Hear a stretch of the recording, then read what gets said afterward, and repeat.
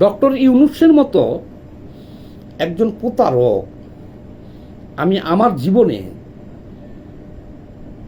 জীবনে তো দেখি নাই, কিন্তু ইতিহাস ঘাটলে পারে ভাই পাওয়া যায় না, পাবেন না আপনি ডক্টর ইউনূসকে নিয়ে একটা গবেষণা করেন তো, আপনি তার জীবনটার দিকে একবার চান তো, যে এত বড় বাটপার, লোভী, স্বার্থবাদী এবং কৃপণ সবগুলোই তার ভিতরে আছে।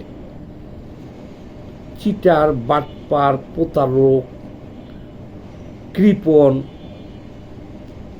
জালিয়াতিবাজ, মহাপ্রতারক, বিশ্ববেহায়া, এই সবগুলো তার ভিতরে আপনি পাবেন এই ডক্টর ইউনূসের ভিতরে। তার সম্পর্কে কালের কণ্ঠে দেখেন একটা নিউজ হয়েছে, তো এগুলো আমরা আগেও জানি, সব জানি, কালের কণ্ঠ তো পুরোটা দিতে পারে নাই ইতিহাস। শেখ হাসিনা 15 বছরে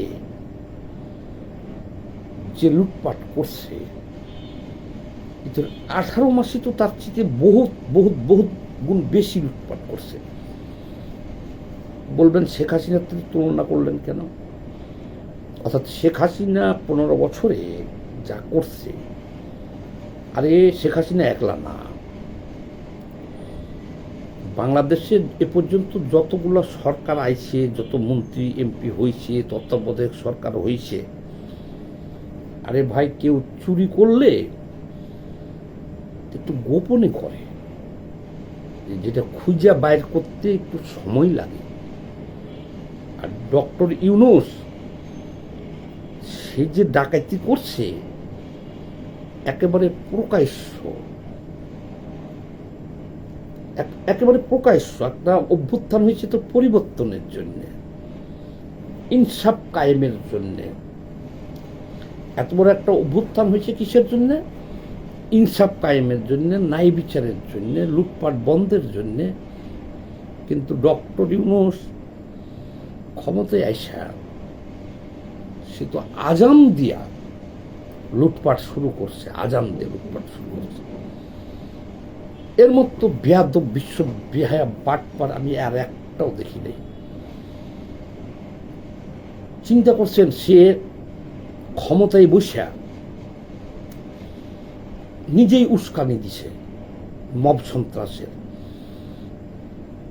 কেউ অপরাধ করলে আইনগতভাবে বিচার হবে, কিন্তু এই যে মব সৃষ্টি হয়েছে, যে এত বছর যত ধরনের মব দেখতেছেন, এই মবের জনক ছিল সে। 200-500 জন লোক এক জায়গাতে হইয়া কারো বাড়ি ঘর জ্বালানো, কাউকে পিটিয়ে হত্যা করা, কাউকে মেরে গাছের উপর ঝুলে রাখা, মানুষের লাশ কবর থেকে উঠাইয়া পুড়ে ফেলা, মাজার ভাঙচুর করা, বাউলদের মারধর করা।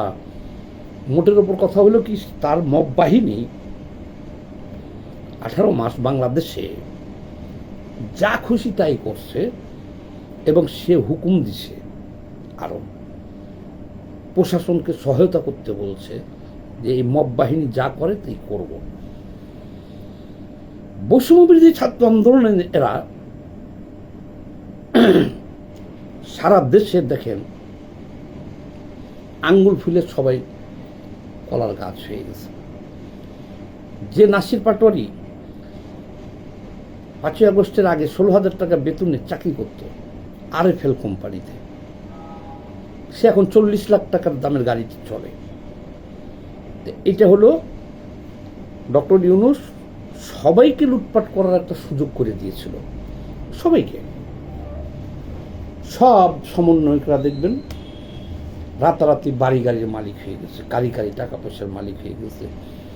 সেই একেবারে টেকনাফ থেকে তেঁতুলিয়া, খালি জুলাই যোদ্ধা নামটা থাকলেই হয়েছে। আবার ডক্টর ইউনূস কি করছিল জানেন? এই ছাত্রদের প্রত্যেকটা মন্ত্রণালয়েই এদেরকে কিন্তু নিয়োগ দিছিল দেখভালের জন্য, যে কে কী করে দেখবে এরা, নিয়োগ প্রতি জেলায় উপজেলায়, অনেকে হয়তো জানেনই না, সচিবালয়ে প্রতিটা মন্ত্রণালয়ে ছাত্রদের নিয়োগ দেওয়া হয়েছিল।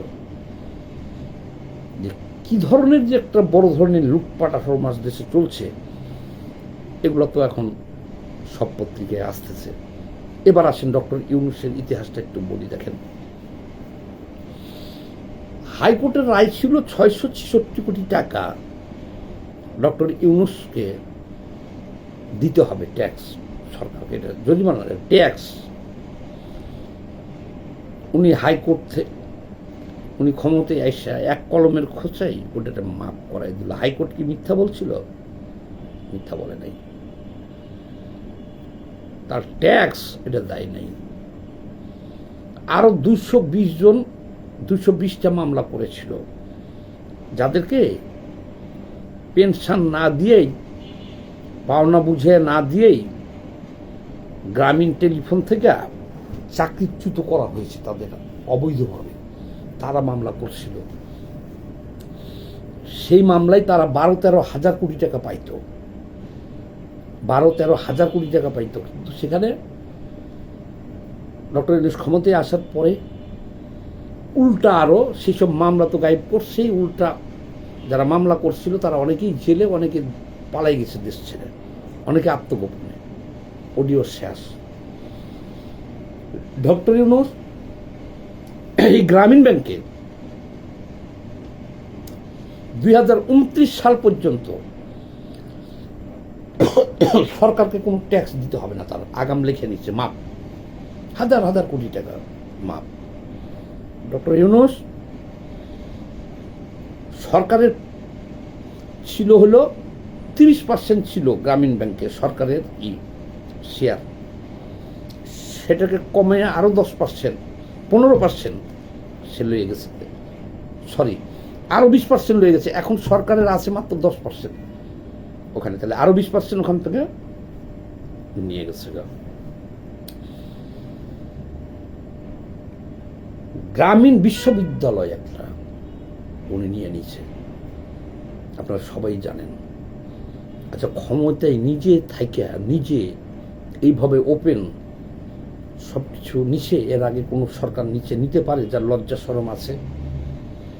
শুধু গ্রামীণ বিশ্ববিদ্যালয় নয়, গ্রামীণ ওয়ালেট নিচে একটা, এই যে বিকাশের মতন যে ই কমার্সে টাকা পয়সা লেনদেন হবে, সেটার লাইসেন্স নিচ্ছে। আপনি আশ্চর্য হয়ে যাবেন, ডক্টর ইউনূস আদম ব্যবসার জন্য লাইসেন্স নিচ্ছেন উনি একটা। তাহলে এইভাবে আজকে দেখেন, কালের কণ্ঠ খুলে দেখেন যে সে কত সুযোগ সুবিধা নিছে, কত দুর্নীতি করছে, এগুলো প্রকাশ্য করছে, হাজার হাজার কোটি টাকার। এই লোকটার বয়স 87 বছর, আর বাঁচবে কয়দিন বলেন তো? আর এই টাকা দিয়ে উনি কি করবে? এই জন্য বলছি যে এত বড় বাটপার, আপনি যদি তাকে বাটপার বলেন তাহলে সে বাটপার, আপনি যদি চিটার বলেন সে চিটার, আপনি যদি তাকে কৃপণ বলেন তাহলে সে কৃপণ। জীবনে একটা টাকা ভিক্ষুককে পর্যন্ত ভিক্ষা দেয় নাই, সারা জীবন এই গ্রামীণ ব্যাংকের নামে এই সুদখোর সারাটা জীবন সুদ খেয়ে আসলো, এবং এত নিষ্ঠুরভাবে সুদের ব্যবসা পরিচালনা করছে যে অনেক লোক আত্মহত্যা করছে। এই ঋণের কিস্তি দিতে পারে নাই, ঋণের টাকা দিতে পারে নাই, জেলে যাওয়ার ভয়ে আত্মহত্যা করছে, স্বামী স্ত্রী তালাক হয়ে গেছে। এটা মহা জঘন্য সুদখোর লোকে একটা, কিভাবে জানিয়ে আমাদের ঘাড়ের উপর বসলো, বসে এই 18 মাস সে লুটপাট করছে। সে একলা করে নাই তো, দেখেন স্বজন প্রীতি কি জিনিস। সে তার ভাতিজাকে এনে চাকরি দিয়েছে, তার ভাইকে এনে চাকরি দিচ্ছে, আর তার ওখানে যতজন ছিল সব তো গ্রামীণ ব্যাংকে, তারা সাথে আগে যারা গ্রামীণ ব্যাংকে, গ্রামীণ টেলিফোনে যারা ইউনূসের সাথে ছিল সহকর্মী, এদেরকে সবাইকে নিয়ে আসছে ও দায়িত্ব পেয়ে, উপদেষ্টা করছে। এই যে দেখেন না, নূরজাহানকে উপদেষ্টা করছিল, স্বাস্থ্য উপদেষ্টা। তো ও স্বাস্থ্যের কি বুঝে? এমনই লুটপাট করছে যে এখন হামে আমাদের দেশের শত শত শিশুরা মারা যাচ্ছে। অর্থাৎ সে তো জানাশোনা বিদ্বান লোকরাই সেখানে বসায় নাই, সে বসাইছে তার লোক যারা একসাথে গ্রামীণ ব্যাংকে ছিল, গ্রামীণ টেলিফোনে ছিল, যাতে একসাথে মিলিতভাবে লুটপাট চিটারি বাটপারি করতে পারে, এবং দেদাস্যে বাটপারি করছে। এই বাটপারের আরো ইতিহাস আছে, বলি শুনেন। আরে সে হিন্দু, মুসলমান, বৌদ্ধ, খ্রিস্টান, এটাও কি আপনারা বলতে পারবেন? পারবেন না। সে হলো সমকামী ক্লাবের সদস্য, ইউরোপের। সে সমকামকে সমর্থন করে, কিন্তু বাংলাদেশ তো এটা সমর্থন করে না। তার টুপি মাথায় দেওয়া ছবি, এই সে ক্ষমতায় থাকছে না, দুইটা ঈদে যে নামাজ পড়ছে, এই টুপি মাথায় দেওয়া একটা ছবি পাওয়া গেল। আর জীবনে কোনোদিন তাকে কোনো নামাজ, ঈদের নামাজ, জুম্মার নামাজ, তার সারা জীবনে আর কোনোদিন তাকে মসজিদে দেখছেন? খালি রাষ্ট্র ক্ষমতায় আছে দেখে ঈদের নামাজ পড়তে গেছিল, এই টুপি পরার ছবিটা তার পাওয়া যায়। সে কোন ধর্মের লোক? সে, আমি ধর্মের কথা কেন বলতেছি, মানে তার চরিত্র বলতে আর কোনো কিছুই নাই। হৃদয়ে তার দাগ পড়তে পড়তে পড়তে পড়তে এমন হয়েছে যে এখন মানুষ মরলেও সে হাসে। সে খ্রিস্টান ধর্ম গ্রহণ করে একজন খ্রিস্টানকে বিয়ে করছিল, আমেরিকান। তার সেই স্ত্রীর ঘরে একটা বাচ্চা আছে, তারপরে ওটা ডিভোর্স হয়ে যায়, আর জীবনে তার খবর নাই। এবারকার মনে হয় খবর নিচ্ছে যে সে কত নিষ্ঠুর দেখেন, আর জীবনে খবর নাই। তার সেই মেয়েটা আবার নর্তকী হয়েছে যাত্রাপালার, সেটা আমরা এখন জানলাম, এখন দেখলাম। তারপরে সে আর একটা বিয়ে করছে, সে ঘরে তার আর একটা মেয়ে আছে, কিন্তু সে ধর্ম চেঞ্জ করে নাই। সে যে খ্রিস্টান হয়ে খ্রিস্টানদের বিয়ে করছিল, তারপরে তো আর সে মুসলমান হয় নাই, এমনি বিয়ে করছে। কাজেই এই লোকটা কোন ধর্মের লোক সেটাও কিন্তু আপনারা আমরা জানি না। এই লোকটা আরো কত বড় জঘন্য ডাকাত আমি বলি আপনাকে। নোবেল পুরস্কারটা কিন্তু পাইছিল উনি অর্ধেক, আর গ্রামীণ ব্যাংক হলো অর্ধেক। গ্রামীণ ব্যাংকের পক্ষের থেকে গ্রামীণ ব্যাংকের প্রতিনিধি যে তাসলিমা আক্তার, উনি কিন্তু ওনার সাথে যে সুইজারল্যান্ড যে এই নোবেল প্রাইজটা নিয়ে আসছে।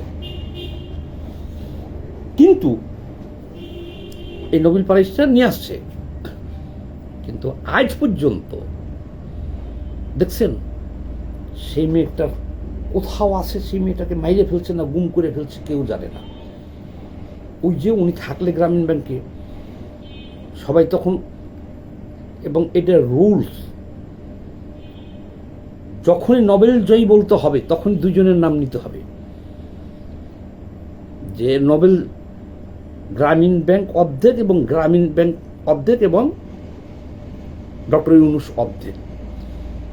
এই কথাটা যাতে কোনো মিডিয়ায় না আসে, কারণে ওই মেয়েটা কি মাইরে ফেলছে না গায়েব করে ফেলছে না কি করছে, অনেকেই বলতেছে যে সে এখন নাকি তাকে গ্রামীণ ব্যাংক থেকে বের করে দেওয়ার পরে, তো গ্রামীণ ব্যাংকে তারও তো লোন ছিল অনেক, সে বাড়িঘর বেচছে গ্রামীণ ব্যাংকের টাকা শোধ করে দিয়া সে এখন পাথর ভেঙে খায় বানেশ্বর, রাজশাহীর এই দিকে। তাহলে এই ডক্টর ইউনূস তাকে নিয়ে গেল সাথে, নোবেল পাইল অর্ধেক। এই একটা নারীর এই পাথর ভেঙে খাইতে হয়? তাহলে এই লোকটা কত বড় জালিম খারাপ লোক চিন্তা করতে পারেন আপনারা? আমরা চাই এই যেহেতু লুটপাট করছে প্রকাশ্য এবং আমাদের সবার সামনে, এবং এগুলো সব তো প্রমাণ আছেই, অবিলম্বে এই ডক্টর ইউনূসকে গ্রেপ্তার করা হোক। ধন্যবাদ। এই ভিডিওটা একটু বেশি বেশি করে শেয়ার দিয়ে দিন।